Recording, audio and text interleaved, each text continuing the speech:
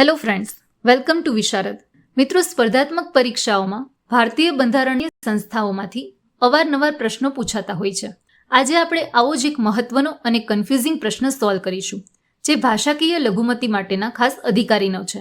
પ્રશ્ન છે, નીચેનામાંથી કયું કાર્ય ભાષાકીય લઘુમતી માટેના ખાસ અધિકારીનું નથી?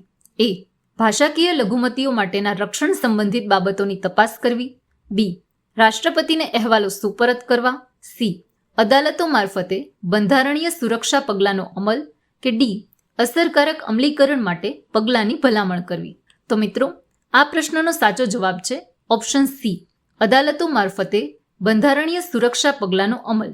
એટલે કે આ કાર્ય ભાષાકીય લઘુમતી માટેના ખાસ અધિકારીનું નથી. પણ શા માટે આ જવાબ આવે અને આ સંસ્થા પાછળનું આખું બંધારણીય માળખું શું છે?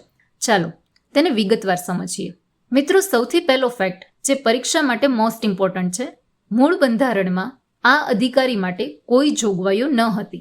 વર્ષ 1956માં જ્યારે ભાષા આધારિત રાજ્યોની પુનઃરચના થઈ, ત્યારે 7મો બંધારણીય સુધારો કરવામાં આવ્યો. આ સુધારા દ્વારા બંધારણના ભાગ 17માં એક નવો અનુચ્છેદ 350B ઉમેરવામાં આવ્યો. આ અનુચ્છેદ મુજબ ભારતના રાષ્ટ્રપતિ ભાષાકીય લઘુમતીઓ માટે એક ખાસ અધિકારીની નિમણૂક કરશે. હેડક્વાર્ટર્સની વાત કરીએ તો 1957માં આ ઓફિસની સ્થાપના અલ્હાબાદ એટલે કે હાલના પ્રયાગરાજ ખાતે કરવામાં આવી હતી, જેનો પ્રાદેશિક કાર્યાલયો બેલગામ, ચેન્નઈ અને કોલકાતામાં પણ છે. મિત્રો, હવે આવીએ આપણા પ્રશ્નના ઓપ્શન્સ પર. એટલે કે આ અધિકારીનું મુખ્ય કાર્ય શું છે? ભાષાકીય લઘુમતીઓ માટે બંધારણમાં જે રક્ષણાત્મક જોગવાઈઓ આપેલી છે તે તમામ બાબતોની તપાસ કરવી. આ તપાસના આધારે એક અહેવાલ તૈયાર કરીને રાષ્ટ્રપતિને સુપરત કરવો. રાષ્ટ્રપતિ આ અહેવાલને સંસદના બંને ગૃહો લોકસભા અને રાજ્યસભા સમક્ષ રજૂ કરાવે છે અને સંબંધિત રાજ્ય સરકારોને પણ મોકલે છે. લઘુમતીઓના હકોનું અસરકારક અમલીકરણ થાય તે માટે સરકારને જરૂરી પગલાં લેવાની ભલામણ કરવી. હવે સમજીએ કે ઓપ્શન સી કેમ ખોટો છે.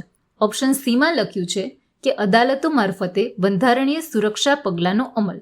તો મિત્રો, યાદ રાખજો કે આ ખાસ અધિકારી એક એડવાઇઝરી અને ઇન્વેસ્ટિગેટિવ બોડી છે.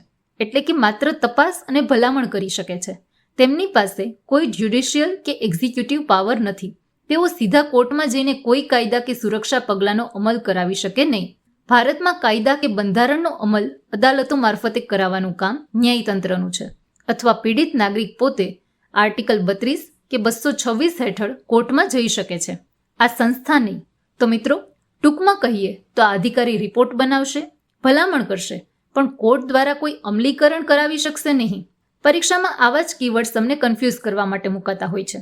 મિત્રો, જો તમને આ ટૂંકી અને સચોટ સમજૂતી ગમી હોય તો વિડીયોને લાઇક કરો, તમારા મિત્રો સાથે શેર કરો અને બંધારણના આવા જ કન્સેપ્ટને સરળ ભાષામાં સમજવા માટે વિશારદ ચેનલને સબસ્ક્રાઇબ કરો. મળીએ છીએ નેક્સ્ટ વિડીયોમાં. All the best. Thank you so much.